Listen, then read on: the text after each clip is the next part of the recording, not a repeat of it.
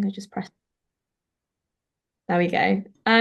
So first of all, I just have to say, do you consent to being interviewed by me, Libby Evans, student at Bournemouth University, for educational I purposes?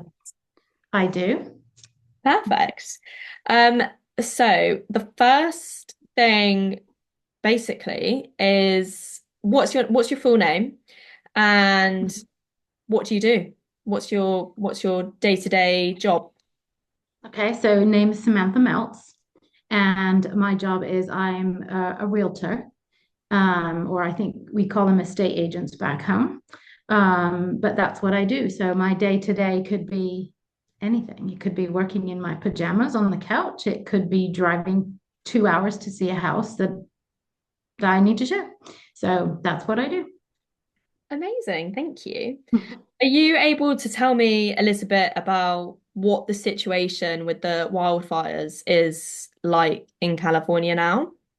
Yes, absolutely. So this is a huge connection to my job as a realtor, because it's affecting us in many different ways. So personally and professionally, I can speak, and you can tell me to shut up at any time and redirect me. But so basically, a good majority of the state of California is in a severe drought, which when you have if you look at the situation happening in Southern California right now, they haven't had any measurable rain down there since I think April of last year. And it's a very arid Mediterranean sort of climate. Um, and so when in this time of year, we get what's called the Santa Ana winds down there, which is a very dry wind. And you've got very dry landscape and you've had no rain.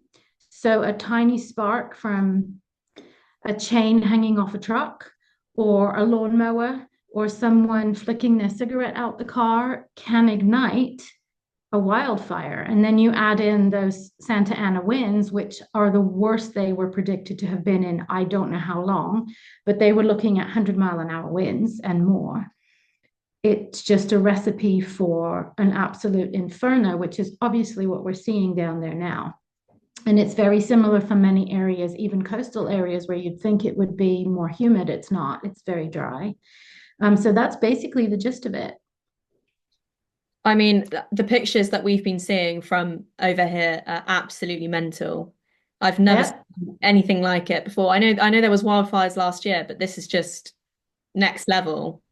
Yes, so it's been, I don't know how often it gets reported over there, but this is what we deal with here.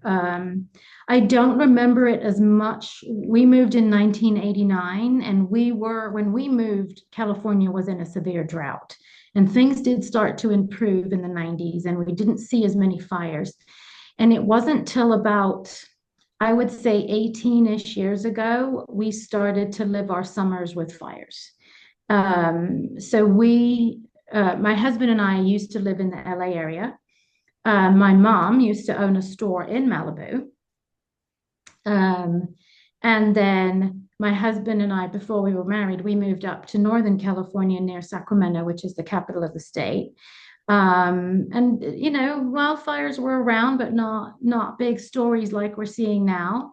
And then about 18 years ago, we moved to this little tiny mountain town, also in Northern California.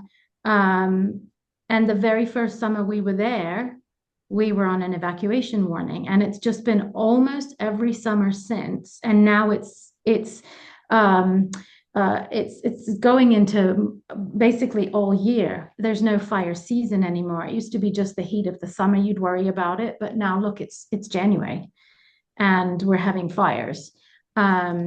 So it's become the last probably 18 years where we've noticed that it's affecting everyday life. I mean, our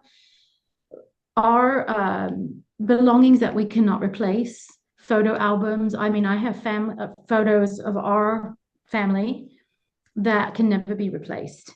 Those permanently sit in big plastic totes waiting to be loaded into a vehicle to evacuate all year round. So we don't even look at them anymore, which is kind of sad. But that's basically life in California. And it's affecting home values, it's affecting insurance. Um, we have to have, homeowners insurance on a house to prevent, to protect you if your house burns down. And up until about 4 years ago, maybe longer now, we were paying about $1,000 a year. Now we're paying close to $5,000 a year. And this is going to make it go up even more. But yeah, so that's basically life in California is you spend every year worrying about wildfires. Mhm. Do you know anyone personally affected right now by the fires that have been moved or Ye- lost their home? Yeah, so because of the work my mom did in Malibu for years, she knows so many people that have lost their homes. So Sir Anthony Hopkins was one of her best customers. He used to sit and talk to her for hours. He's lost his home. Cary Elwes, the British actor, who's also an old friend of mom's, he's lost his home. There's a doctor who Suzanne Donovan. She's an American doctor who specializes in things like COVID and Ebola. She's lost everything. And I'm sure there's many, many, I mean, there's probably many more that she hasn't yet connected with. But yes, there's a lot of people I know that have lost their home down there, and people where we live, we know who lost their home a few years ago when we were all evacuated up in Northern California. Mhm. It's so sad. Do you think what California's doing, the state, to combat the fires is good enough? I don't know that it's good enough. I think how do you predict 100-mile-an-hour winds are coming, right? How do you know how to handle that? I know there's been a lot of false reporting about things that have happened, and the way things are run. And in this country right now, everything is turned into politics, which is often detrimental to helping. But when you have massive fires like happening right now, you're not going to have water pressure in order to be able to put every single part of that fire out. So I don't know enough about it to be able to tell. I mean, sure, there's mistakes, but I don't know enough about it.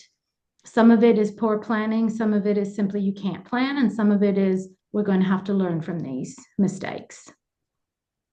And the last question I have for you is, Mhm. you said that you used to live in a place where wildfires were prominent anyway, but have you ever experienced wildfires impacting your life on a big scale? Or would you say you've kind of always been on the outskirts of it? No, it's often impacted. So, like I said, we've spent many summers where we're on a warning to evacuate.